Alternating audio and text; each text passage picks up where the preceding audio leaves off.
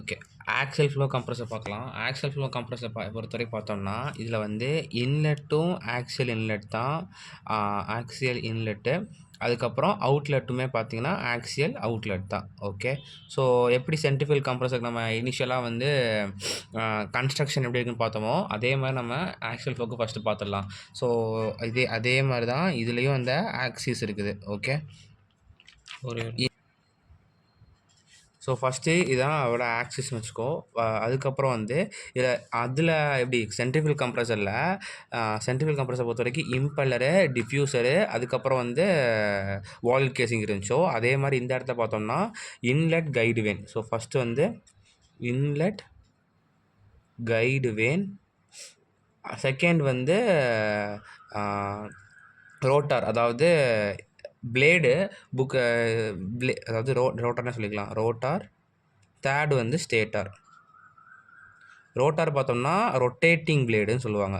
Actually rotating blade தான் ரோட்டார்னு சொல்லுவாங்க. Rotating blade. இது ஸ்டேட்டரை வந்து ஸ்டேஷ்னரி பிளேடு. ஓகே.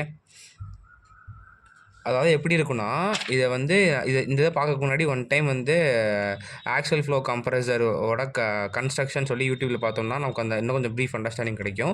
ஸோ இனிஷியலாக வந்து ஒரு இன்லெட் கைடு வேன் இருக்கும். இன்லெட் கைடு வேன் எப்படின்னா இந்த மாதிரி இருக்கும். ஒவ்வொரு ஓப்பனிங் மாதிரி இருக்கும்.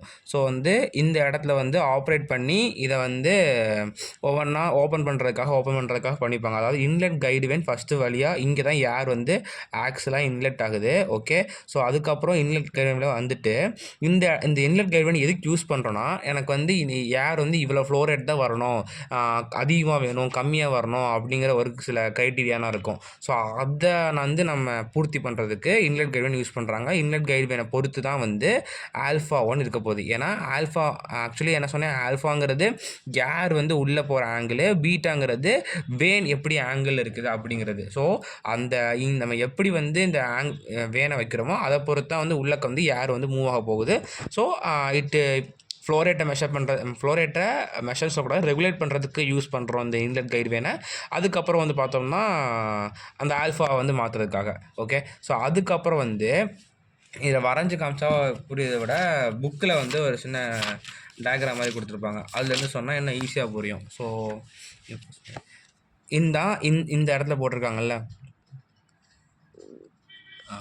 இந்த இடத்துல போட்டிருக்காங்களா, இதான் வந்து இங்கே வந்து இன்லெட் கைடு மாதிரி காமிச்சிருப்பாங்க. அதுக்கப்புறம் வந்து இது ஃபுல்லாக ஷாஃப்ட்டு. அதுக்கு மேலே வந்து பார்த்தோம்னா இந்த மாதிரி இந்த ஷாஃப்டோட அட்டாச் வச்சுருப்பாங்க. அதான் வந்து மூவிங் பிளேட்னு சொல்லுவாங்க. இங்கே பார்த்தோம்னா அட்டாச்சாக இருக்குது. அட்டாச்சு ஸ்ட்ரெயிட்டாக இருக்கும். அது பக்கத்தில் வந்து ஃபிக்ஸ்டு பிளேடு சொல்கிறாங்களா, இந்த புள்ளி வச்சுருக்கேன்ல, அது வந்து ஃபிக்ஸ்டு பிளேடு. அது எப்படின்னா சுற்றி இது வந்து கிராஸ் செக்ஷன் பண்ணி தான் காமிச்சிருக்காங்க. சுற்றி ஒரு ரவுண்டு கேசிங் மாதிரி இருக்கும். ஸோ அந்த கேசிங்கில் அட்டாச் வச்சுருப்பாங்க. ஸோ இது ஃபிக்ஸ்டாக இருக்கும், ஃபிக்ஸ்டு பிளேடு. இந்த ஷாஃப்டோட அட்டாச் ஆகுது, சுற்றிகிட்டே இருக்கும். அதனால் இது வந்து மூவிங் பிளேடு. ஸோ அதைத்தான் இங்கே பார்த்துருப்பாங்க. இந்த இதுக்கு நேராக இருக்குல்ல மூவிங், இது ஃபிக்ஸ்டு பிளேடு. அதே மாதிரி இதுக்கு நேராக மூவிங், ஃபிக்ஸ்டு பிளேடு. இந்த பிளேடை மட்டும் காமிச்சிருக்காங்க இந்த இடத்துல. அதுக்கப்புறம் இந்த மூவிங் ப்ளஸ் ஃபிக்ஸ்டு அந்த ரெண்டு மட்டும் ஜோடியாக சேர்த்தோம்னா அது வந்து ஒரு ஸ்டேஜ். அப்போ இது ஒரு ஸ்டேஜு, இது வரைக்கும் ஒரு ஸ்டேஜு, இதுலேருந்து வரைக்கும் ஒரு ஸ்டேஜ். ஸோ மொத்தம் இந்த கொடுத்துருக்க படத்தில் மொத்தம் 3 ஸ்டேஜ் இருக்குது. ஸோ இந்த மூவிங் ப்ளஸ் ஃபிக்ஸ் ரெண்டு ஜோடியாக சேர்த்து ஒரே ஒரு ஸ்டேஜ். இப்போ இந்த இடத்துல வந்து இதான் கன்ஸ்ட்ரக்ஷனு. ஸோ எப்படி வந்து ஒர்க்கிங் நடக்குதுன்னு பார்த்தோம்னா, இனிஷியலாக இங்கே ஏர் இங்கே இருக்குது, ஆக்சுவலாக இந்த இடத்துல வந்து இன்லெட் ஆகுது, அதே மாதிரி ஆக்சுவலாக அவுட்லெட் ஆகுது. ஆக்சுவலாக இன்லெட் ஆகிறதுக்கு முன்னாடி இனிஷியலாக ரெஸ்ட்டில் இருந்திருக்கும். ரெஸ்ட்டில் இருக்கிறதுக்கு முன்னாடி வந்து பார்த்தோம்னா அப்புறம் இந்த இடத்துக்கு வந்தோடனே நம்ம வந்து என்ன பண்ணுவோம், ஆக்சுவலி கம்ப்ரஸருங்கிறது பவர் அப்சார்பிங் டிவைஸ். நம்ம பவர் கொடுப்போம். பவர் கொடுக்கறனால ஷாஃப்ட் சுற்றுது. ஷாஃப்ட்டை சுற்றி இங்கே உள்ள ஏரை வந்து இங்கே வந்து இழுக்குது. Low pressure to high pressure போகுது. இழுத்த உடனே இந்த இடத்துல ஒரு வெலாசிட்டியை ரீச் பண்ணிடுமா, அந்த வெலாசிட்டியில் இங்கே இருக்குது, ஒரு கிராஃப் மாதிரி போட்டிருக்காங்க, இங்கே இருக்குது அப்படிங்கிற மாதிரி காமிச்சிருக்காங்க. அதுக்கப்புறம் கொஞ்சம் ப்ரெஷர் இருக்கும். அதுக்கப்புறம் ஆக்சுவலி ப்ரெஷர் ட்ராப் ஆகிருக்கும். அதுக்கப்புறம் இந்த இடத்துல இழுக்கும்போது இந்த இன்லெட் கைடு வேன் என்ன பண்ணுதுன்னா, எனக்கு இவ்வளோ ஏர் தான் வரணும் அப்படிங்கிறத வந்து பார்த்துக்குது. ஸோ இப்போ எனக்கு ஏர் வந்துருச்சு. வந்தோடனே உள்ள ஏர் வருது. அப்புறம் இது சுற்றிக்கிட்டே இருக்குது, உள்ளே வருதா. ஸோ உள்ளே வரும்போது என்ன ஆகுனா, எப்போ மூவிங் பிளேடை தாண்டி போகுதோ அப்போ வந்து due to increase in kinetic energy நமக்கு வெலாசிட்டி இன்க்ரீஸ் ஆகும். அதைத்தான் இந்த இடத்துல இந்த மாதிரி இன்க்ரீஸ் ஆகிற மாதிரி போட்டிருப்பாங்க. ஓகே. அதுக்கப்புறம் இந்த ஃபிக்ஸ்டுக்கும் இந்த மூவிங் நல்ல ஒரு மினிமம் கேப் இருக்குல்ல, அந்த கேப்பில் பார்த்தோம்னா வெலாசிட்டி கான்ஸ்டண்ட்டாக இருக்கும். அதுக்கப்புறம் என்ன ஆகும்னா இந்த ஃபிக்ஸ்டு வேன் தாண்டி போகும்போது வெலாசிட்டி ட்ராப் ஆகும். வெலாசிட்டி ட்ராப் ஆகி அதாவது கைனடிக் ஹெட் ட்ராப் ஆகும். கைனடிக் ஹெட் ட்ராப் ஆனால வெலாசிட்டி கம்மியாகுதா? மூவிங்கில் இருக்கும்போது கரெக்டாக இன்க்ரீஸ் ஆகும், அதுக்கு இன்க்ரீஸ். ஆமாம். ஆனால் இந்த இடத்துல வந்து வெலாசிட்டி கம்மியாகுது. கம்மியாகி ஆக்சுவலி என்ன வெலாசிட்டிங்கிறது கைனடிக் எனர்ஜிக்கு தான் வந்து கைனடிக் எனர்ஜி என்ன எனர்ஜியாக மாறுது? ப்ரெஷர் எனர்ஜியாக மாறுது. ஆக்சுவலி சென்ட்ரிஃபியூகல் கம்ப்ரஸரில் டிஃப்யூசருக்குள்ளே வந்து பார்த்தோம்னா ஏர் போயிட்டு அங்கே உள்ள கிரியேட் ஆன எல்லா கைனடிக் எனர்ஜியுமே எதுவாக மாறும்? ப்ரெஷர் எனர்ஜியாக மாறுமா? ஸோ அதே மாதிரி அங்கே டிஃப்யூசர் பண்ணுற வேலையை இங்கே ஃபிக்ஸ்டு மூவிங் பிளேட் பண்ணுது. ஓகேவா? அதான் கான்செப்ட். இங்கே வந்து அதே மாதிரி இந்த கிராஃபில் பார்த்தா நல்லா அண்டர்ஸ்டாண்ட் ஆகும். இந்த இடத்த வெலாசிட்டி கம்மியாகுதா? கம்மியாக அப்படியே இங்கே ப்ரெஷரும் கிராஜுவலாக இன்க்ரீஸ் ஆகிக்கிட்டே இருக்கும். ஓகேவா? ஸோ அங்கே உள்ள கைனடிக் எனர்ஜி எல்லாமே ப்ரெஷர் எனர்ஜியாக மாறிடுது. ஸோ இது ஒவ்வொரு இதுக்கு நடந்துக்கிட்டே இருக்குது. ப்ரெஷர் வந்து இன்க்ரீஸ் ஆகிக்கிட்டே இருக்குது. நமக்கு தேவைப்படுற ப்ரெஷர் வந்து ஒரு கடத்தில் கிடச்சிரும். அந்த மாதிரி தான் இதான் வந்து அதோட இது ஒர்க்கிங்கு. ஓகே, அப்படி தான் வந்து நடக்குது. ஸோ இன்னும் கொஞ்சம் நம்ம புரிஞ்சோம்னா யூடியூப்ல போயிட்டு நம்ம என்னது ஒர்க்கிங் அனிமேஷன் போடல நிறையா வீடியோ வருது. ஓகே, இப்போ வந்து வெலாசிட்டி ட்ரையாங்கிள் பார்த்துடலாம்.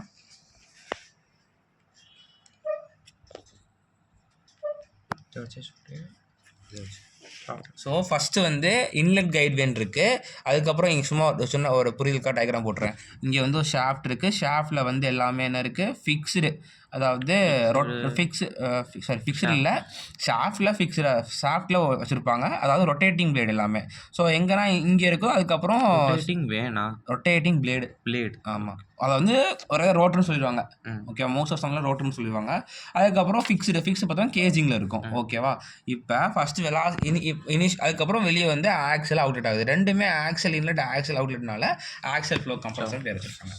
அதுக்கப்புறம் வந்து ஃபஸ்ட்டு என்ன இதான் இனிஷியல் கைடு வேணும். ஸோ இனிஷியல் கைடு வேணும்னா ஃபர்ஸ்ட் நான் வேணும் மாதிரி எப்போ வெலாசிட்டி ட்ரையாங்கிள் போடுவோம்ல, அது மாதிரி வரைஞ்சிக்கிறேன்.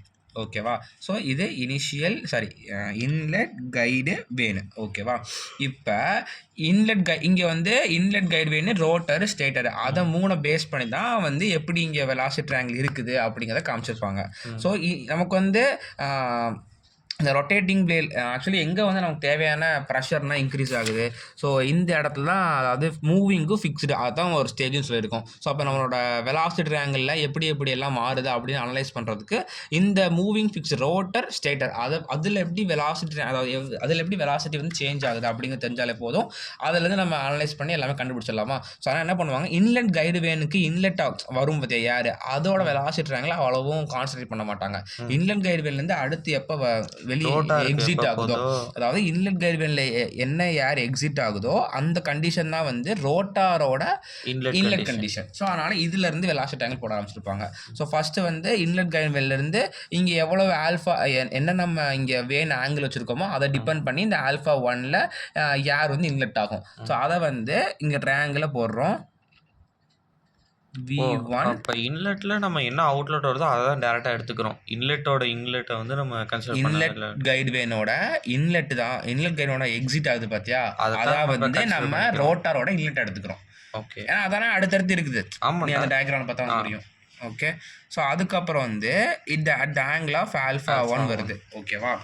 அதுக்கப்புறம் வந்து இது என்ன ஃப்ளோ? ஆக்சியல் ஃப்ளோ தானே. ஸோ நம்ம என்ன பண்ணுவோம், வெவ்வேறு வெலாசிட்டி போட்டோம்னா இதாவது ஒரு ஆக்சிஸ்ன்னு சொல்லியிருப்போம். கரெக்டாக? இது வந்து ரேடியல் மாதிரி வச்சுருப்பாங்க. ஸோ ஒரு அப்போ ஆக்சியல் ஃப்ளோனால ஃப்ளோ வெலாசிட்டி என்ன பண்ணுவாங்கன்னா ஒரு ஆக்சிஸில் வர மாதிரி வச்சுருப்பாங்க. ஓகேவா? அப்போ வந்து இது VF1. ஓகே, ஸோ அதுக்கப்புறம் வந்து வெலாசிட்டிக்கு என்ன 3 காம்பனண்ட் இருக்குது. அதாவது flow component, tangential component, axle component. இங்கே 2 காம்பனண்ட் தான் போடுவோம். அந்த ரேடியல் காம்பனண்ட் வந்து இங்கே போடுவாங்க. கரெக்டாக?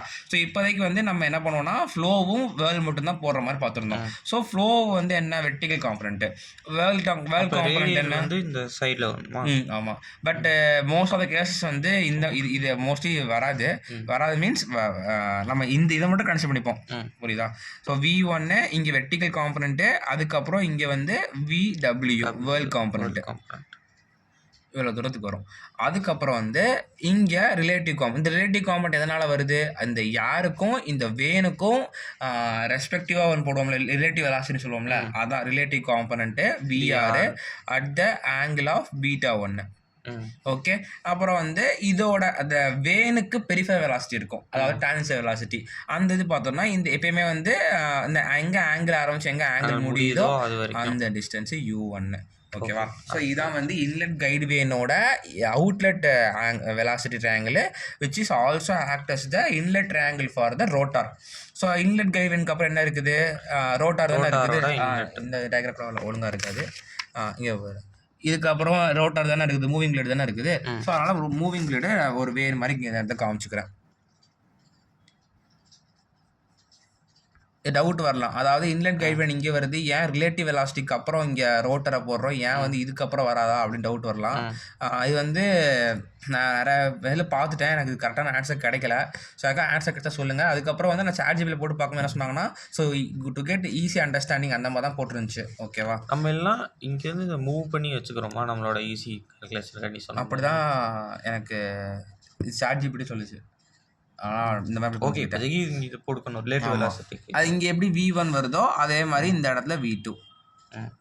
இதுக்கப்புறம் எல்லாமே வெலாசிட்டி டயக்ராம் இதே மாதிரி தானே, இதே மாதிரி தான் எல்லாமே ஆல்ஃபா 2. அதுக்கப்புறம் வந்து இங்கே வந்து vf2, இங்கே வந்து vw2, இங்கே வந்து vr2 at the angle of beta 2. இது ஃபுல்லாக u2. ஓகேவா? அது இதுக்கப்புறம் இது மட்டும் போட்டால் இது எல்லாமே அதில் போட்டலாம். அதுக்கப்புறம் வந்து இந்த இடத்துல போட்டிருப்பாங்க. ஓகேவா?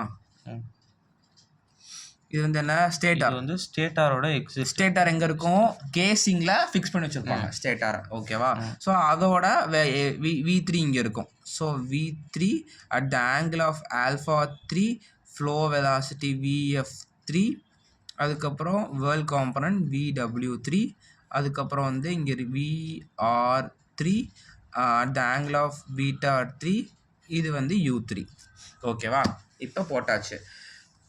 பட் இதான் வந்து எல்லா மொத்தமாக இந்த மொத்த சிஸ்டத்துக்கும் அது மொத்த ஆக்சல் ஃப்ளோ காம்பரஸுக்கும் உள்ள வெலாசிட்டி ட்ரையாங்கிள் மாதிரி. பட் நம்ம சம்ஸில் மோஸ்ட்லி எப்படி வந்து இது பண்ணோம்னா, ரோட்டார்லேருந்து வெளியே வருது பார்த்தோமா, அதை வந்து 1ங்கிற கண்டிஷனாகவும், ஸ்டேட்டாரில் வெளியே வருது பார்த்தியா அது வந்து செகண்ட் கண்டிஷனாக வச்சுப்பாங்க. ஓகேவா? ஸோ அதை வச்சு தான் வந்து ஒரு மொத்தமாக ஒரு வெலாசிட்டி ட்ரையாங்கிள் போடுவாங்க. ஸோ அதை இதையும் தெரிஞ்சுக்கணும். அதுதான் இப்போ நான் அதுக்கடுத்து ஒரு வெலாசிட்டி ட்ரையாங்கிள் வந்து இதுவும் மட்டும் இருந்தால் போதும். இது வந்து தான் இது மட்டும் தான் கஷ்டம்ல கேட்பாங்க சொல்ல முடியாது. இதான் மோஸ்ட் ஆஃப் த கேஸ்ல வைக்கிறாங்க. ரோட்டாரோட இன்லெட் வெலாசிட்டி எவ்வளோ அப்படின்னு கொடுத்துட்டாங்கன்னா நம்ம அதுலேருந்து தான் ஆரம்பிக்கிற மாதிரி வரும். ஆமாம், கரெக்ட். ரோட்டாரோட இன்லெட் வெலாசிட்டினா இதுலேருந்து வர மாதிரி இருக்கும். பட் மோஸ்ட் ஆஃப் சம்ல இந்த 2 மட்டும் தான் வருது. ஸோ அந்த 2 மட்டும் சேர்த்து ஒரே வெலாசிட்டியாக போட போகிறாங்க. ஓகேவா? அதுக்கப்புறம் இந்த இடத்துல என்ன ஒன்றுனா, உங்களுக்கு u1 u2 u3 எல்லாமே ஈக்குவலாக இருக்கும். ஓகேவா? அதுக்கப்புறம் வந்து flow component vf1 vf2 vf3 which is equal to vf எல்லாமே ஈக்குவலாக இருக்கும். ஓகேவா? இந்த ரெண்டுமே ஈக்குவலாக இருக்கும். அதனால் நிறைய அட்வான்டேஜஸ் இருக்குது. இது சொல்லிட்டேன். ஓகே. அதுக்கப்புறம் வந்து இந்த இடத்துல ப்ரெஷர் இருக்கும், என்தால்ஃபி இருக்கும். அதை எப்படி சொல்கிறாங்கன்னா, இந்த இன்லெட் ஆகுது பார்த்தீங்களா, அந்த இடத்துல வந்து h1 p1 stagnation condition, h01 p01 stagnation condition and centrifugal compression சொல்லிட்டேன். அதுக்கப்புறம் இந்த இடத்துல பார்த்தோம்னா இந்த ரோட்டாரோட இங்கே அதாவது ரோட்டாருக்கு வந்து செகண்ட் கண்டிஷனா, ஆனால் ஆக்சுவலி செகண்ட் கண்டிஷனா இது இந்த மொத்தமாக பார்க்கும் செகண்ட் கண்டிஷன். இது சம்மில் பார்க்கும்போது ஒரு குறிப்பிட்ட கண்டிஷன்லாம் வரும். இந்த இடத்துல வந்து h2 p2 h02 p02 போடுவாங்க. இங்கே டவுட் வரலாம், இங்கே தானே இன்லெட் இருக்குது, அப்போ இங்கே தானே h1 p1 p0 போட்டிருக்காங்க, அப்போ அதே மாதிரி இன்லெட் இங்கே தானே வரணும் அப்படின்னு டவுட் வரலாம். அது ஏன்னு சொல்கிறேன். அதுக்கப்புறம் இந்த இடத்துல வந்து h3 p3 h03 p03 இங்கே இன்லெட்டில் போடுறோம். இது வந்து இது நான் சொல்கிறது கரெக்டான எக்ஸ்ப்ளனேஷனாக தெரில, பட் நான் புரிஞ்சுக்கிட்டேன். ஓகேவா? எப்படின்னா இன்லெட்டில் ஸ்டேஷ்னரியாக இருக்குது. கரெக்டாக? அதனால நான் இன்லெட்டில் வரும்போது இன்லெட் கைடுக்கு முன்னாடி உள்ள இன்லெட்டில் ஸ்டேஷ்னரியாக இருக்குது. அதாவது இந்த with respect to stagnation pressure பேசிகிட்டு இருக்கேன். ஸோ அதனால் அங்கே வந்து எனக்கு ஸ்டாக்னேஷன் ப்ரெஷர், இந்த ஸ்டாக்னேஷன் என்தால்பி வருது. அதுக்கப்புறம் ரோட்டார்னா என்ன, மூவிங் பிளேடா.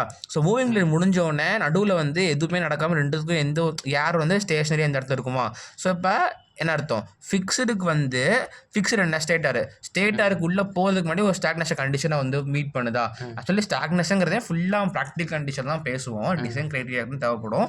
ஸோ அது ஏன் இந்த மாதிரி போட்டிருக்கேன்னு அப்படி புரிஞ்சிருக்கேன். அதாவது இந்த இடத்துல வந்து மூவிங்க்கும் ஃபிக்ஸடுக்கும் நடுவில் வர்ற அந்த இடத்துல ஸ்டேஷனரியாக இருக்குமா, ஸோ அதை குறிப்பிடணுங்கிறதுக்காக இந்த இடத்துல வந்து H02 போட்டிருக்காங்கன்னு நினைக்கிறேன். ஒருவேளை இதுக்கு வேற கரெக்டான ஆன்சர் கண்டுபிடிச்சிங்கன்னா சொல்லுங்கள், ஓகேவா.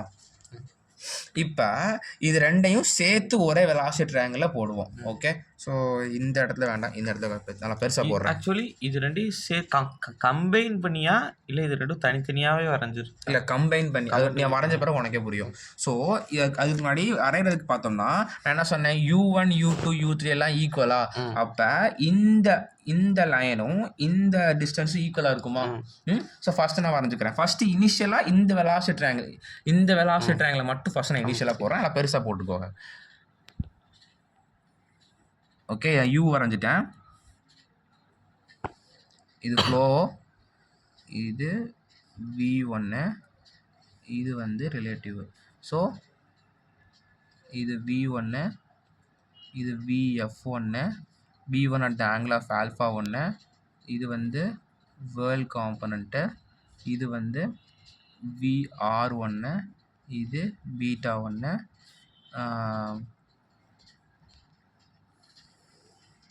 இது U1. ஓகேவா, எல்லாம் முடிஞ்சாச்சுல, எல்லாம் வரைஞ்சிட்டேன்ல. ஓகே, அதுக்கப்புறம் என்ன சொன்னேன், U1 U2 சேர்த்து வரைகிறோமா? இல்லை, இந்த ரெண்டை மட்டும் சேர்த்து ஒரே டயக்ராம். ஆக்சுவலி இதை வந்து ஃபர்ஸ்ட் கண்டிஷன் எடுத்துக்கிறோம். ஆமாம். ஓகேவா, அதுக்கப்புறம் என்ன, VF1 VF2 VF3 எல்லாம் ஈக்குவல் டு VF1 சொன்னோமா.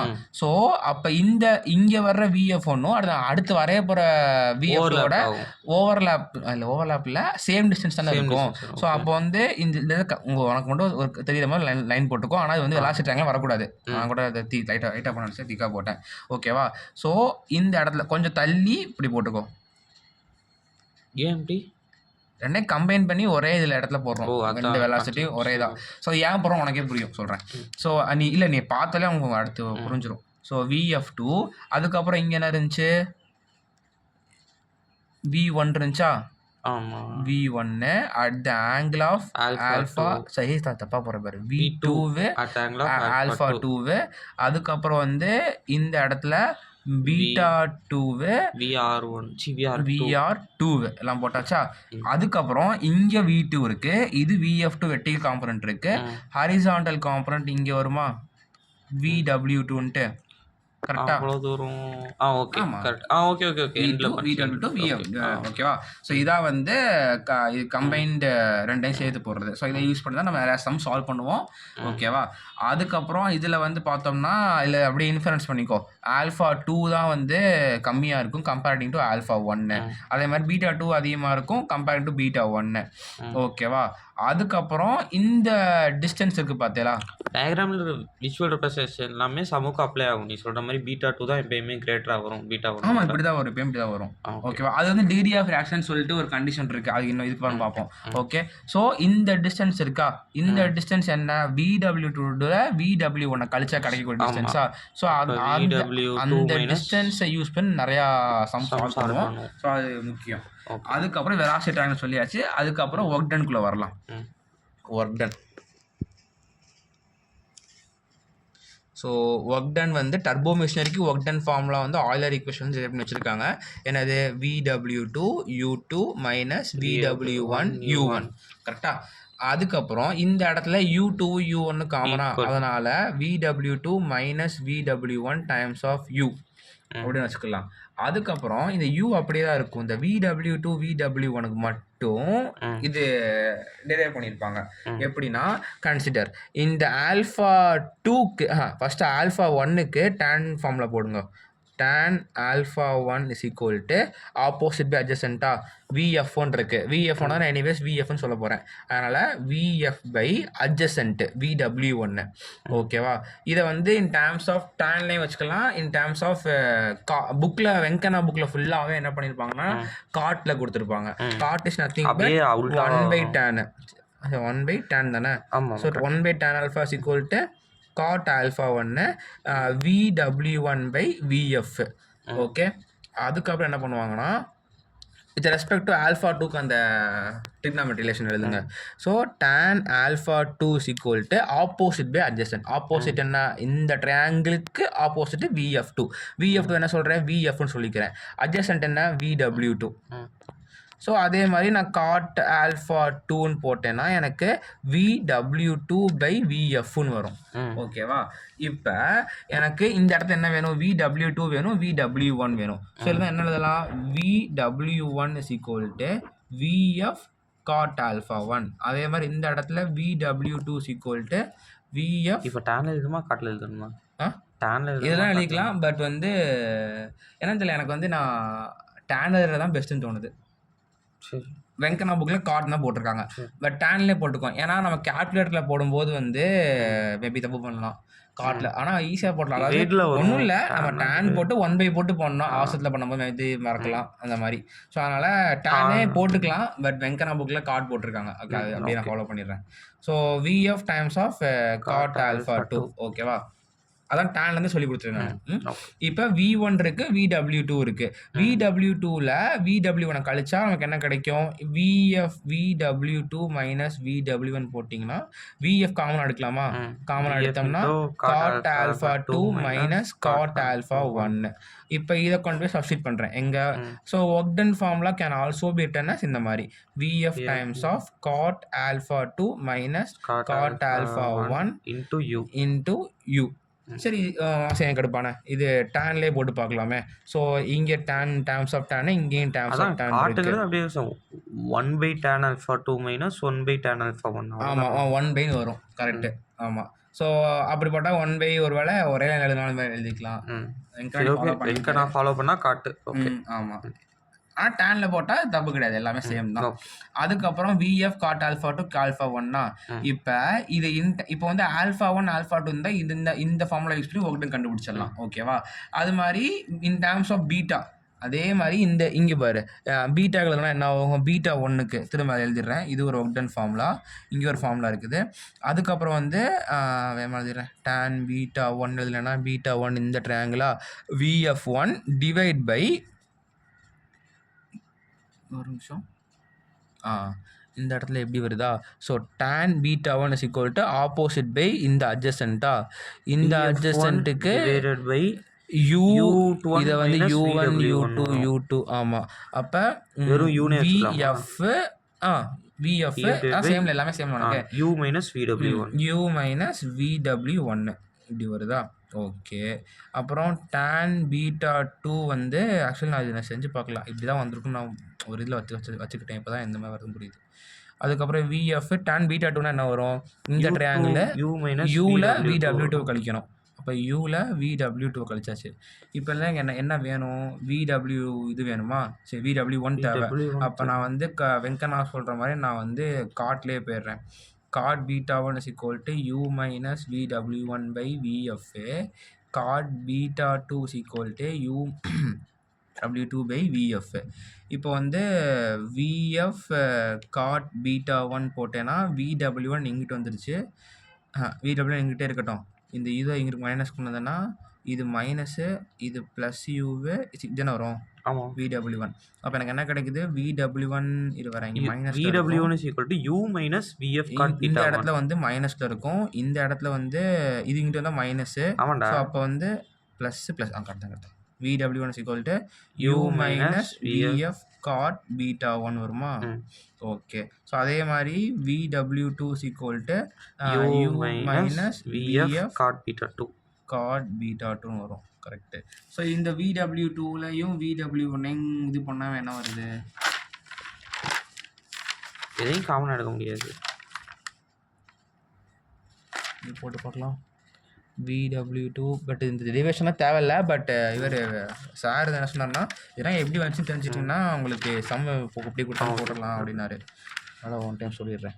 U minus VF cot beta two beta 2 beta 2 first beta 2 minus இருக்கனால மைனஸ் ஆஃப் U ப்ளஸ்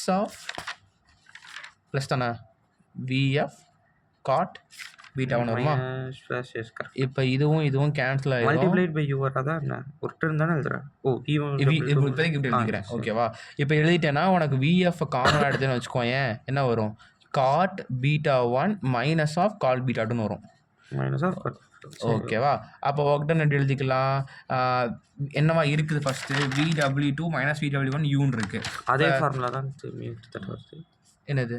ஆமாம், VF into cot beta 1 minus cot beta 2 into U. அவ்வளோதான். இது இன்னொரு ஃபார்முலா. ஓகேவா?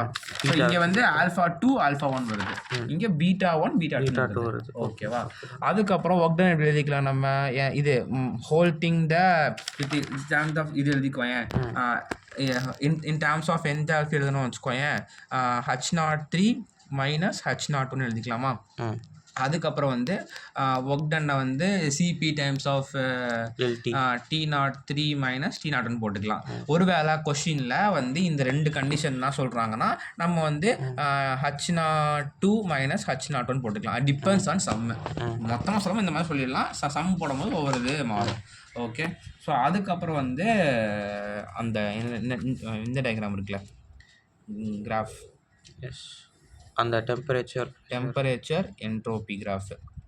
ஓகேவா? So temperature entropy கிராஃபை பொறுத்த வரைக்கும் இங்கே என்னென்னா, ஃபஸ்ட்டு வந்து அங்கே சென்ட்ரிஃபுகல் கம்ப்ரஸரில் என்னென்ன படித்தோம்? ஃபஸ்ட்டு வந்து P1 வரும், P1, அடுத்து ஸ்டாக்னேஷன் P01, அடுத்து வந்து P2, அடுத்து P3 வந்துடும், P03, அதுக்கப்புறம் P03, அப்புறம் P02 வரும். இங்கே வந்து இங்கேயும் கொஞ்சம் மாறும். இங்கே வந்து கொஞ்சம் எல்லாமே மாறும். ரிலேட்டிவ் கண்டிஷன் அப்படின்னு சொல்லி கொடுத்துருப்பாங்க. என்னன்னா ஃபஸ்ட்டு வந்து P1 வருது.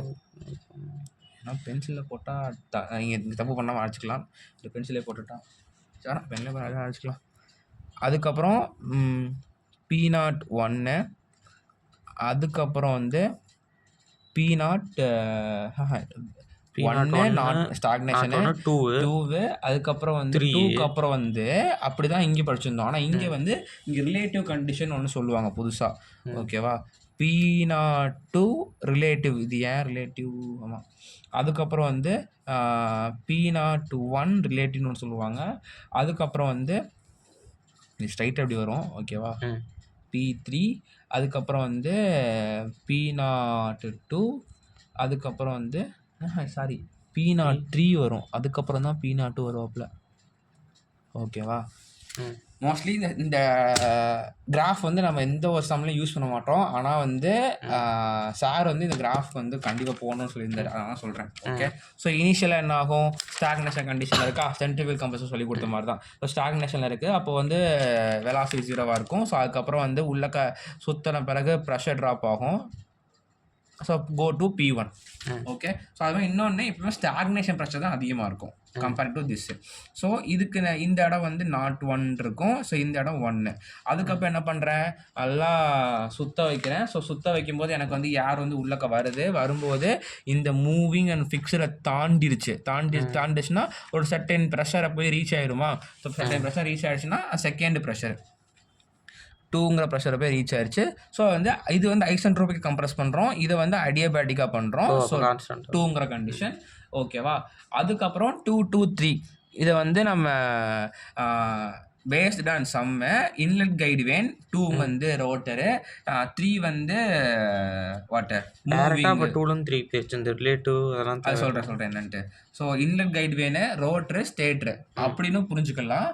இல்லைன்னா ஒவ்வொரு stage, first stage, second stage, third stage அப்படின்னு புரிஞ்சுக்கலாம். அது வந்து ரெண்டுக்குமே அப்ளிகபிள் ஆகும். அது நீ உனக்கு சம் 1 3 பார்த்தோன்னா கண்டிப்பாக புரிஞ்சிடும். ஓகேவா?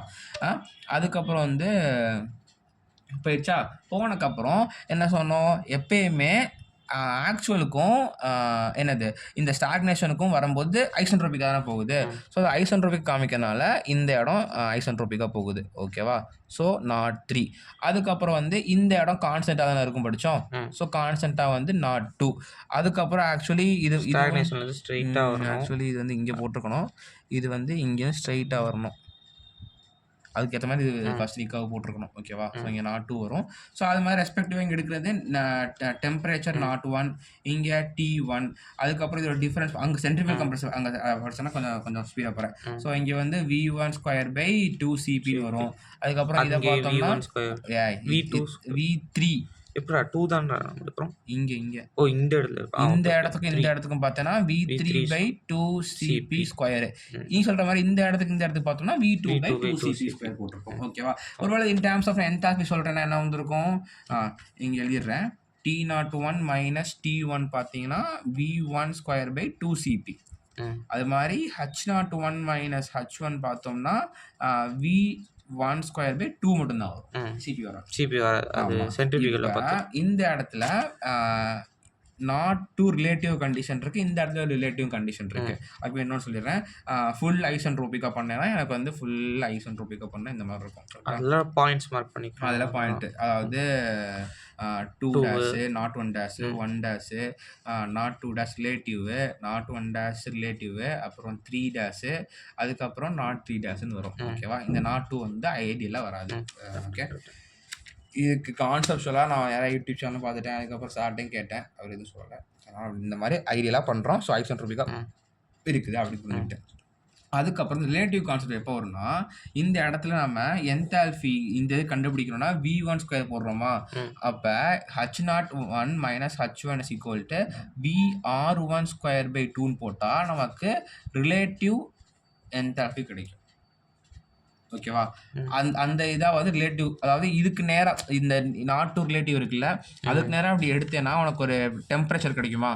T02 ரிலேட்டிவ்னு சொல்லிட்டு அந்த ரிலேட்டிவ் அப்போ சப்போஸ் என்தால்பியா இருந்தால் என்தால்பி ரிலேட்டிவ் கிடைக்கும். ஸோ அந்த இடத்துல வந்து மெஷர் பண்ண ரிலேட்டிவாக இருக்கும். ஸோ விச் மீன்ஸ் வந்து நான் ரிலேட்டிவ் வந்து பிட்வீன் அந்த வேனுக்கும் அந்த இடத்துல வேனுக்கும் அந்த ஏருக்கும் ரிலேட்டிவாக இருக்கிற என்தால்பி எவ்வளோ இருக்குது அப்படிங்கிற மெஷர் பண்ணுறதுக்கான க்ரைட்டீரியா நான் புரிஞ்சுக்கிட்டேன். அதுக்கப்புறம் இங்கே பாரு, இனிஷியலாக இன்லெட் கைட்வேன் இருக்குது. ஸோ ஸ்டேஷனரியாக இருக்குது. அதுக்கு இதை வந்து இப்போ இந்த சொல்கிற கண்டிஷன் வந்து இன்லெட் கைட்வேன், ரோட்டார், அதுக்கப்புறம் வந்து என்னது ஸ்டேட்டாக இருக்கா? ஸ்டேட்டாக, ஆமாம் ஸ்டேட்டர் அப்படி புரிஞ்சுக்கோ. ஸோ அப்போ 1 இன்லெட் கைட்வேனில் இருக்கா? ஸோ இன்லெட் கைட்வேனில் வந்துருச்சு, கம்ப்ரஸ் ஆகி 2க்கு போயிடுச்சு. கரெக்டாக? இது ரோட்டாருக்கு போயிடுச்சு. ரோட்டாருக்கு போன உடனே அங்கே நம்ம என்ன பார்த்தோம்? ரோட்டாருக்கும் ஸ்டேட்டருக்கும் நடுவில் கேப் இருக்குன்னு பார்த்தோமா? அந்த கேப்பில் வந்து என்தால்பி, அந்த கேப்பில் வந்து உனக்கு என்ன 2னா என்ன உனக்கு? ஸ்டேட்டாக தானே? ரோட்டார் தான் வந்து பார்த்தோம்னா 2. அதுக்கப்புறம் வந்து படத்தை காமிச்சு சொன்னால் நல்லா புரியும். இந்த இடம் இருக்கா? ஸோ அந்த இடத்துல வந்து எந்த ஒரு வேனுமே இல்லை. அப்போ அந்த இடத்துல ஸ்டேஷனரியாக இருக்குன்னு நினைக்கிறேன். ஸ்டேஷனரியாக இருந்துச்சுன்னா அந்த இடத்துல அந்த வேனுக்கும் அந்த ஏர், ஓகே, இங்கே வந்து ஏன் ஸ்டாக்னேஷன் கண்டிஷன் வருது அப்படிங்கிறத பார்த்தோன்னா நமக்கு வந்து இன்லெட் கைட்வேனில் ஃபஸ்ட்டு வந்து வந்துடுமா? ஸோ ஃபஸ்ட்டு இனிஷியலாக ஸ்டாக்னேஷனாக இருக்குன்னு கன்சிடர் பண்ணிப்போம். ஸோ அதுக்கப்புறம் உள்ள வெலாசிட்டி இன்க்ரீஸ் ஆனால் ப்ரெஷர் ட்ராப் ஆயிருமா? ஸோ அதுக்கப்புறம் என்னென்னா அந்த 2ங்கிறது ரொட்டேட்டிங் தானே. ஸோ ரொட்டேட்டிங் மூவிங் பிளேடுக்கு அப்புறம் நடுவில் ஒரு இடம் இருக்குது, அந்த இடத்துல ஸ்டாக்னேஷனாக இருக்குன்னு கன்சிடர் பண்ணிக்கிறாங்க. ஸோ அந்த இடத்துல வந்து ஒரு ஸ்டாக்னேஷன் கண்டிஷன் இருக்கும். அப்போ வந்து அதுக்கு வந்து எப்படி வந்து அது வெலாசிட்டி அந்த இடத்துல வந்து ப்ராப்பர்ட்டி சூஸ் பண்ணுறாங்கன்னா, இந்த வேனுக்கும் அங்கே வர்ற யாருக்கும் ரிலேட்டிவாக எவ்வளோ வெலாசிட்டி இருக்குது அதை வச்சு அந்த இடத்துல ரிலேட்டிவ் ப்ரெஷரு, ரிலேட்டிவ் என்தால்பி எல்லாம் கண்டுபிடிக்கிறாங்க. அதனால தான் இந்த இடத்துல ரிலேட்டிவ்ங்கிற 2 கான்செப்ட் வருது. அதுக்கப்புறம் இந்த இடத்துல பார்த்தோம்னா இந்த லைன் வந்து இதோட ஸ்டாப் பண்ணிடுவாங்க. ஓகேவா? ஸோ இதுக்கு மேலே ஃபுல்லாக வரக்கூடாது. ஸோ இதுதான் ரிலேட்டிவ் வருது. இதுக்கப்புறம் வந்து இந்த இடத்துல வரக்கூடிய இம்பார்ட்டன்ட் ஃபார்முலாஸ் பார்க்கலாம். Isentropic enthalpy, isentropic efficiency. So சொன்ன மாதிரி எங்கே ஐசென்ட்ரோபிக் எஃபிஷியன்சி வருதோ, ஐசென்ட்ரோபிக் என்ன, அதாவது isentropic work by actual work. கரெக்டாக? ஏன் ஐசென்ட்ரோபிக் ஒர்க் நியூமினேட்டரில் வருதுங்கிறது சென்ட்ரிஃபியூகல் கம்ப்ரஸர்லேயே பார்த்துட்டோம். கரெக்டாக? அங்கே பவர் அப்சார்பிங் மிஷின்ஸ்க்கு எல்லாமே ஐசென்ட்ரோபிக் நல்லா தான் வருது, ஏனும் அதில் சொல்லிட்டேன். அதுக்கப்புறம் எழுதணும்னா இதுக்கு H03 இப்போ நான் இந்த கண்டிஷனே எழுதிக்கிறேன். அதாவது இன்லெட் கைடு வேணும், அதுக்கப்புறம் வந்து ரோட்டர் ஸ்டேட்டர், அந்த கண்டிஷனே எழுதுகிறேன் எல்லாமே நான். So H03- H01/H03 - H01. அப்புறம் CP டைம்ஸ் ஆஃப் T0 போட்டு எல்லாமே CP எல்லாம் கேன்சல் ஆன பிறகு T03- T01/T03 - T01 வரும். ஓகேவா? அதுக்கப்புறம் வந்து ஐசென்ட்ரோபிக் எஃபிஷியன்சிக்கு அப்புறம் பார்த்தோம்னா polytropic efficiency. Okay. So polytropic efficiency அப்படியே ஃபார்முலா படிச்சுக்கோ. அதாவது ln of P02 by P01 by ln of T நினைக்கிறேன். ஆமாம், T02 by T01 multiply gamma -1 by gamma. ஓகேவா? இங்கே வந்து நாட்டும் போட்டுக்கலாம், நாட் இல்லாமல் ஸ்டார்டிங்கிற கண்டிஷன்லையும் போட்டுக்கலாம், தப்பு இல்லை. ஓகே. அதே மாதிரி இந்த இடத்துல தான். ஆனால் இங்கே மட்டும் ஸ்டாக்னேஷன் போட்டு இங்கே ஆக்சுவல் கண்டிஷன் போட்டு தப்பாயிரும். ஸோ ரெண்டுமே வந்து இதாக இருக்கணும். ஓகேவா? அந்த மாதிரி இது. இப்போ ஐசென்ட்ரோபிக்கும் பாலிட்ரோபிக்கும் ரிலேஷன் பார்த்தோம்னா, ஏன்னா மோஸ்ட் ஆஃப் த சம்மில் பார்த்தோம்னா ஐசென்ட்ரோபிக் எஃபிஷியன்சி கொடுத்துருவாங்க, பாலிட்ரோபிக் எஃபிஷியன்சி கேட்பாங்க. இது மட்டும் கொஞ்சம் பெருசாக இருக்கும். Isentropic efficiency is equal to பிஆர்ங்கிறது ப்ரெஷர் ரேஷியோ. அதாவது ஒரு ஸ்டேஜ், இந்த இடத்துல போட்டு மறந்துடக்கூடாது, ஒரு ஸ்டேஜோட, அதாவது இப்போ வந்து 2 ஸ்டேஜ் இருக்குது, ஸ்டேஜ் 1 ஸ்டேஜ் 2 கரெக்டாக. அதாவது எடுத்துக்கிறோம். மூவிங் பிளேடு ஒன்று, ஃபிக்ஸ்டு பிளேடு, மூவிங் ஃபிக்ஸ்டு ஒன்று இருக்குது. இது ரெண்டையும் சேர்த்து ஒரு ஸ்டேஜ்னு சொன்னேன்னா, ஸோ அப்போ இதெல்லாம் ஒரு ஸ்டேஜ். அதே மாதிரி இன்னொன்று ஸ்டேஜ் வந்திருக்கும். ஸோ அப்படி எடுத்துட்டோம்னா இதில் மட்டும் இங்கே ஒரு ப்ரெஷர் இருக்கும், அதாவது இனிஷியல் ப்ரெஷர், இந்த ஸ்டேஜோட அவுட்லெட் ப்ரெஷர் இருக்கும். இதோட ரேஷியோ, அதாவது P0 P max by P min போட்டு ஒரு ஆன்சர் வரும்ல, அதான் சிங்கிள் ஸ்டேஜ், அதாவது இந்த ஒரு ஸ்டேஜ் ப்ரெஷர் ரேஷியோ. அந்த ப்ரெஷர் ரேஷியோ பவர் கொடுத்துருவாங்க. என்னது, அது டிபெண்ட்ஸ் ஆன் கொஸ்டின்ரா. உனக்கு இது கொடுத்து இதுவும் கேட்கலாம், சொல்ல முடியல. So gamma -1 by gamma -1 divide by அதே stage pressure ratio power gamma -1 by gamma -1. இதுவும் ரெண்டுமே சேம் தான். எங்கே வந்து உனக்கு மாறும்னா வந்து எஃபிஷியன்சி பாலிட்ரோபிக், இந்த இடத்துல மட்டும் பாலிட்ரோபிக் எஃபிஷியன்சி போட்டிருப்பாங்க. இதுதான் ரிலேஷன் பிட்வீன் ஐசென்ட்ரோபிக்கும் பாலிட்ரோபிக்கும். ஸோ இப்போ இந்த பிஆர் எப்படி கண்டுபிடிக்கணும்னு கேட்டில, அது கண்டுபிடிக்கணும் ஒரு ரிலேஷன் இருக்குது. அதாவது ஓவரால் ப்ரெஷர் ரேஷியோ, அதாவது இங்கே மொத்தம் என்ன சொன்னேன், ரெண்டு ஸ்டேஜ் ப்ரெஷர் ரேஷியோ, 2 ஸ்டேஜ் இருக்குன்னு சொன்னேன். அப்போ இந்த 2ஆவது ஸ்டேஜ் முடியும் போது ப்ரெஷர் இருக்குமா, அந்த ப்ரெஷரையும் இனிஷியல் ஆகும்போது ப்ரெஷர் இருக்குமா, அந்த ப்ரெஷர் ரேஷியோக்கு P max by P min போட்டு ஒரு ரேஷியோ எடுத்தேன்னா ஆன்சர் வந்துரும்ல. அதான் என்னோட ஓவரால் ப்ரெஷர் ரேஷியோ PR நாட்னு போட்டுக்கிறேன். ஓவரால் இது நாட்டு ஸ்டாக்னேஷன் புரிஞ்சிக்க கூடாது, நான் ஓவரால் நாட் போடுறேன். ஓகேவா? விச் இஸ் ஈக்குவல் டு ஒரே ஒரு ஸ்டேஜ் ப்ரெஷர் ரேஷியோ. இது நான் 2 எடுத்துக்கிறேன், 1 எடுத்துக்கிறேன். ஓகேவா? P2 by P1 power K. இந்த கேங்கிறது பார்த்தோம்னா நம்பர் ஆஃப் ஸ்டேஜஸ். ஓகேவா? இந்த PR0 வந்து ஓவரால்ங்கிறது போட்டிருக்கேன். இந்த இடத்துல வந்து இருக்கல, இப்போ வந்து இங்கே இந்த இடத்துல கேன்னு ஒரு ப்ரெஷர் கண்டிஷன் வச்சுக்கிறேன். இந்த இடத்துல வந்து என்ன வச்சுக்கலாம்டா, ஏதாவது ஆல்ஃபபெட் சொல்லு. சரி, ஏன்னு வச்சுக்கிறேன், AZன்னு வச்சுக்கிறேன். Okay, overall. ஸோ இந்த இடத்துல ஓவரால் ப்ரெஷர் ரேஷியோ எழுதும்போது PZ பை PA அப்படின்னு போட்டுக்கலாம். PZ0 by PA0. இந்த Z to A ஒன்றும் இல்லை, இனிஷியல் கண்டிஷன் சொல்கிறக்கா A போட்டிருக்கேன், ஃபைனல் கண்டிஷன் சொல்கிறான்னு Z போட்டிருக்கேன். இப்படியும் போட்டுக்கலாம், ரெண்டுமே போட்டுக்கலாம். ஸ்டாக்னேஷன் போட்டுக்கலாம், ஆக்சுவல் போட்டுக்கலாம், தப்பு கிடையாது. ஆனால் இங்கே ஸ்டாக்னேஷன் போட்டு இங்கே ஆக்சுவலாக போட தப்பு. ஓகேவா? புரியுதா? அதாவது மொத்தமாக ஸ்டாக்னேஷன் எடுத்தால் இந்த கண்டிஷன் வரும், அது ஆக்சுவலாக எடுத்துக்கிறேன் அப்படின்னா இந்த கண்டிஷன் வரும். ஓகேவா? இது ஒரு ஃபார்முலா. அதுக்கப்புறம் தெரிஞ்சுக்க வேண்டியது என்னென்னா, எப்படி வந்து சென்ட்ரிஃபியூகல் கம்ப்ரஸரில் ஸ்லிப் ஃபேக்டர், ப்ரெஷர் கோஎஃபிஷியன்ட், அதுக்கப்புறம் ஒர்க் ஃபேக்டர், இந்த 3 படித்தோமோ. என்ன படித்தோம் எழுதிடுறேன். ஸ்லிப் ஃபேக்டர் இது எங்கே படித்தோம், சென்ட்ரிஃபியூகல் கம்ப்ரஸரில் படித்தோம். ஸ்லிப் ஃபேக்டரு, ப்ரெஷர் கோஎஃபிஷியன்ட், அதுக்கப்புறம் என்னடா படித்தோம், இது வந்து பவர் ஃபேக்டர் நினைக்கிறேன், சைன்னு படித்தோம். பவர் ஃபேக்டர் தான் அங்கே இன் டேர்ம்ஸ் ஆஃப் பவர் சொல்லியிருப்பாங்க, இன் டேர்ம்ஸ் ஆஃப் ஒர்க்கு வரும். இது வந்து சென்ட்ரிஃபியூகல் கம்ப்ரஸரில் படித்தோம். இந்த இடத்துல என்ன படிக்க போகிறோம்னா, இந்த இடத்துல இது என்ன பவர் ஃபேக்டர் சொல்கிறோமா, இந்த இடத்துல இது வந்து ஒர்க் டன் ஃபேக்டராக மாறிடும். ரெண்டுமே கிட்டத்தட்ட சேம் தான், அந்த mass rate with respect unit தான் வருமா. ஸோ அந்த இடத்துல வந்து பவர் ஃபேக்டர்னு வரும், இந்த இடத்துல ஒர்க் ஃபேக்டர் சொல்லுவாங்க. அதுக்கப்புறம் வந்து ஃபைன்னு ஒன்று இருக்குது, வெறும் ஃபை, அது பேர் பார்த்தோம்னா ஃப்ளோ கோஎஃபிஷியன்ட். அதுக்கப்புறம் வந்து பை போட்டு P போட்டு அங்கே படிச்ச ப்ரெஷர் கோஎஃபிஷியன்ட். ஓகேவா?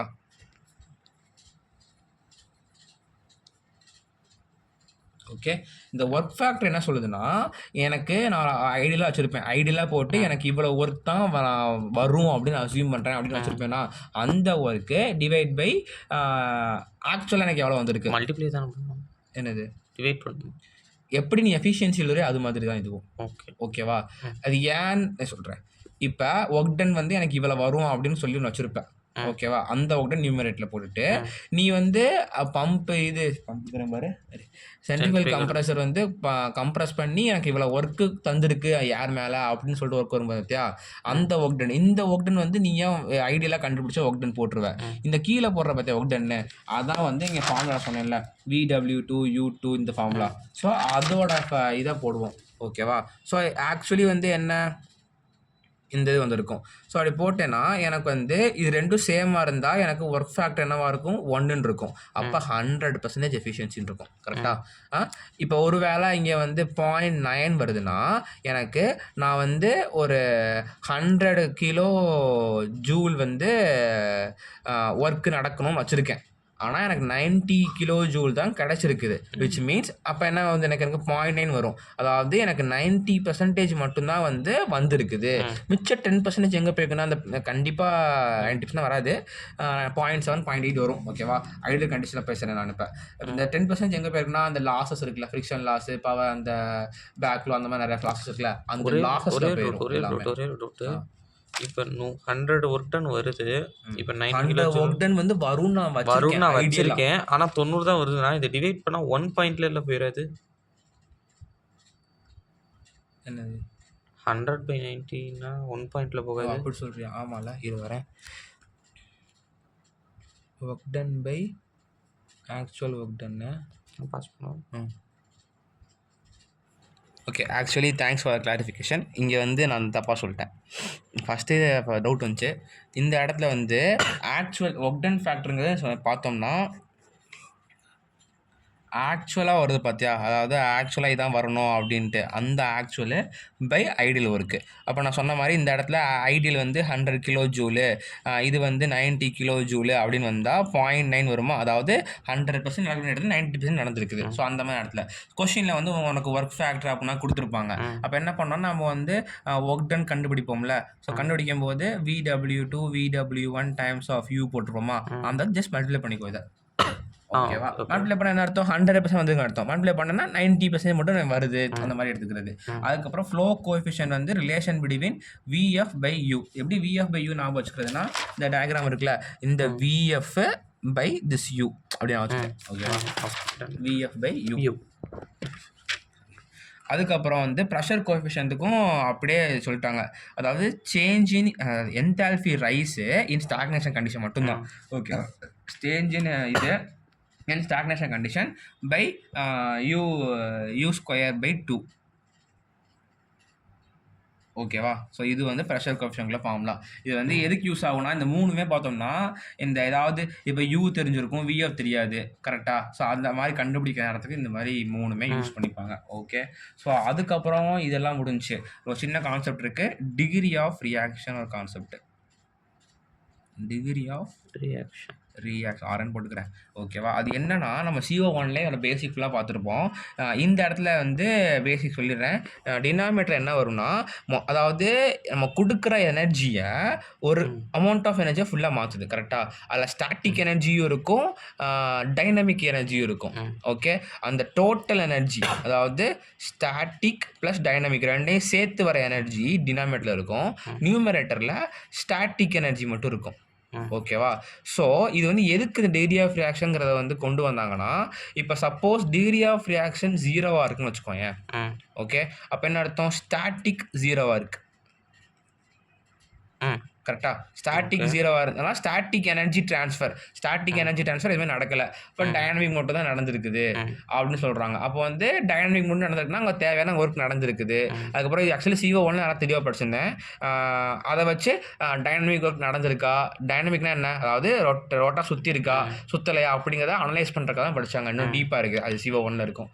ஓகே, ஸோ இப்போதைக்கு நமக்கு என்ன தெரியணும்னா, டிகிரி ஆஃப் ரியாக்ஷன் வந்து கம்ப்ரஸரை பொறுத்த வரைக்கும் எப்பயுமே வந்து 50% தான் எடுப்பாங்க. ஓகேவா? 50% தான் எடுத்திருப்பாங்க. அதாவது கொஸ்டினில் கொடுத்துருவாங்க. இந்த டிகிரி ஆஃப் ரியாக்ஷன் எப்படி கொஸ்டினில் அப்ரோச் பண்ணுவோம்னா, degree of reaction is equal to 0.5 எடுத்துக்கோங்க அப்படின்னு சொல்லி கொடுத்துட்டாங்க வச்சுக்கோங்க. அதுக்கு வந்து டிகிரி ஆஃப் ரியாக்ஷனுக்கு சில ஃபார்முலாஸ் இருக்குது. என்ன ஃபார்முலானா, இது ஆர்ன்னு சொல்லிக்கிறேன். R is equal to VF times of cot β1 plus cot β2 divide 2U. இது ஒரு ஃபார்முலா இருக்குது. ஓகேவா? அதுக்கப்புறம் வந்து இது தேவையில்லை.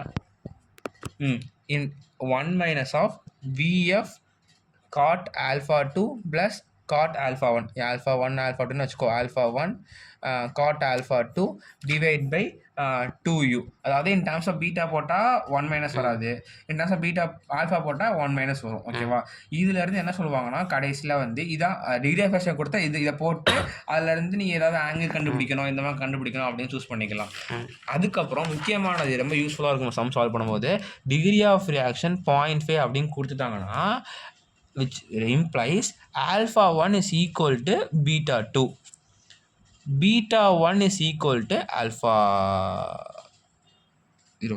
beta alpha beta எப்படி படிச்சிருந்தேன் alpha is equal to beta alpha beta 1 2 அதாவது alpha 1 beta 2 ஈக்குவலாக இருக்கும் ஆங்கிளில் alpha 2 beta 1 ஈக்குவலாக இருக்கும் இது ஒரு கண்டிஷன் அடுத்த கண்டிஷன் என்னன்னா relative velocity v1 is equal to vr2 v2 is equal to vr1 so இதெல்லாம் வந்து ஈக்குவலாக இருக்கும் அதனால் நம்ம வந்து ஆக்சுவலி பார்த்தோன்னா நம்ம இந்த இடத்துலனா நம்ம ஒரு ஆங்கிள் அதாவது 2 ஆங்கிள் தெரிஞ்சாலே போதும் அதாவது ஆல்ஃபாவில் ஒரு ஆங்கிள் பீட்டாவில் ஒரு ஆங்கிள் தெரிஞ்சாலே போதும் 4 ஆங்கிள் தெரிஞ்சிடும் அதுக்கப்புறம் ரிலேட்டிவ் வெலாசிட்டிக்கு v1 தெரிஞ்சால் போதும் சில சம்மில் வந்து ரிலேட்டிவ் இந்த மாதிரி கேட்டிருப்பாங்க அப்போ vr கண்டுபிடிச்சிடலாம் ஏன்னா v1 தெரிஞ்சால் vr2 ஈக்குவல் தானே ஸோ அதை யூஸ் பண்ணி கண்டுபிடிச்சிடலாம் ஸோ டிகிரி ஆஃப் ஃப்ராக்ஷன் கொடுத்தாங்கன்னா இந்த ஆல் ஃபார்முலா யூஸ் பண்ணி இந்த 4 கண்டிஷன் யூஸ் பண்ணி ஈக்குவேட் பண்ணிக்கணும் அதுக்கப்புறம் வந்து இந்த ஃபார்முலா யூஸ் பண்ணி போட்டுக்கணும் அவ்வளோதான் ஸோ இதான் வந்து ஆக்சுவல் ஃப்ளோ கம்ப்ரஸர் அதுக்கப்புறம் சம்ஸ் பார்க்கலாம்